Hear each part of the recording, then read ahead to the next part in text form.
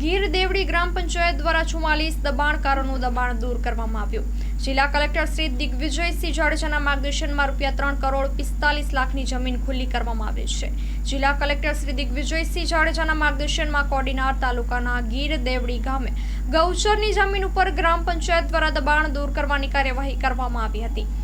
44 દબાણકારો દ્વારા દબાણ દૂર કરવામાં આવેલા છે। આશરે 2,30,000 ચોરસ મીટર ગૌચર જમીન કિંમત અંદાજિત ₹3,45,00,000ની જમીન ખુલ્લી કરવામાં આવી હતી। હજુ પણ ગ્રામ પંચાયત દ્વારા 2 જીસીબી રાખીને ગૌચર જમીન પરના તમામ દબાણ દૂર કરવાની કાર્યવાહી ચાલુ છે। Story report by Sabir Selot, Kodinar.